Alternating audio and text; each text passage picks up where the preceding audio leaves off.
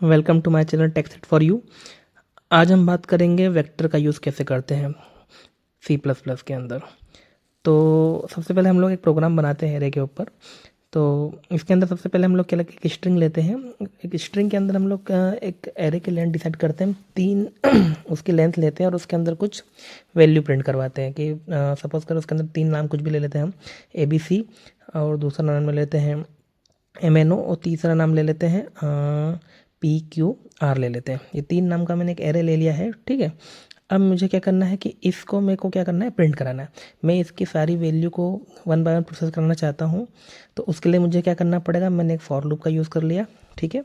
उसके अंदर ये आपने पढ़ रखा होगा कि फॉर लूप कैसे यूज़ करते हैं एरे में किसी भी एरे को प्रोसेस कराने के लिए। अगर नहीं कर रखा तो प्रीवियस मेरा वीडियो बड़ा आप देख सकते हैं। अब मैंने क्या किया, सी आउट करा के इसको SNM को यहाँ पे SNM की वैल्यू जो है पूरी प्रिंट करा दी, ठीक है। तो यहाँ पे मैं देखता हूँ कि मुझको SNM की वैल्यू में क्या क्या मिलता है।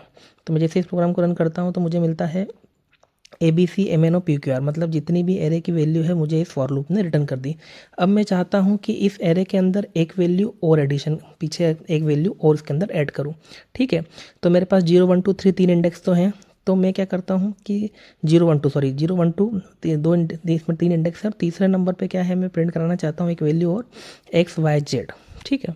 तो XYZ वैल्यू प्रिंट कराता हूँ। तो जैसे ही मैं इसको रन करता हूँ तो ये मुझे एक एरर दे देता है, सेगमेंटेशन फॉल्ट। मतलब आप इस तरीके से एरे के अंदर वैल्यू आप नहीं ऐड कर सकते हो। तो अगर इस तरीके से वैल्यू ऐड नहीं कर सकते हो तो क्या करना पड़ेगा, हमको इसका कुछ अल्टरनेट करना पड़ेगा।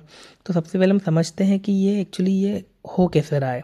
तो सबसे पहले std नेम 0 पे क्या करा हमने, 0 पे हमको अगर हम std 0 लिखेंगे तो हमको क्या वैल्यू मिलेगी, ABC मिलेगी। std नेम अगर हम 1 लिखेंगे तो हमको क्या वैल्यू मिलेगी, MNO मिलेगी, ठीक है।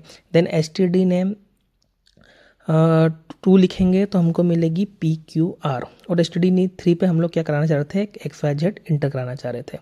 तो इस तरह से अगर हमने एंटर करवाया तो हमको एक एरर दे दी। तो इसका सॉल्यूशन ये है कि अगर हमको एरे के अंदर अगर चेंजेस करना है, वैल्यू एरे को डायनेमिक टाइप का कुछ बनाना है तो हमको यूज़ करना पड़ता है वेक्टर का। तो सबसे पहले हम लोग एक लाइब्रेरी इंक्लूड कर देंगे वेक्टर की, और उसके बाद फिर वेक्टर को डिफ़ाइन करने का तरीका थोड़ा सा अलग होता है। अगर हम वेक्टर के थ्रू डिफ़ाइन कर रहे हैं तो सबसे पहले हम लिखेंगे वेक्टर, उसके बाद इसके अंदर लिखेंगे हम किस तरह का वेक्टर है, ठीक है।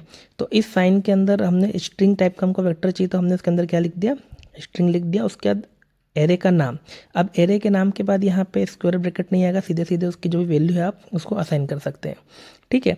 अब अगर मुझको इसके अंदर वैल्यू डालना है तो मुझको इसके अंदर एक प्रॉपर्टी होती है कि फंक्शन होता है, सॉरी, एक फंक्शन होता है, फंक्शन का नाम होता है पुश अंडर स्कोर बैक। इसको अगर आप उस एरे के साथ आप लिख दें, मतलब std नेम का मेरा एरे है और उसके बाद मैंने पुश बैक फंक्शन का यूज़ किया और उसके अंदर वैल्यू पुट कर दी XYZ। तो मैं जैसे इसको रन करूँगा तो अभी मुझको इसने एक एरर दे दी क्योंकि पीछे एक सेमी कॉलम लगाना रह गया था। मैं जैसे ही सेमी कॉलम लगा के इसको रन करूँगा तो ये क्या करेगा, मुझे ये सारी वैल्यू प्रोवाइड कर देगा, मतलब XYZ भी उसके अंदर उसने ऐड कर दिया है।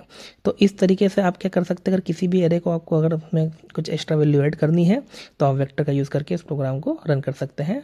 वीडियो अच्छा लगा तो अपने दोस्तों के साथ शेयर करें। धन्यवाद।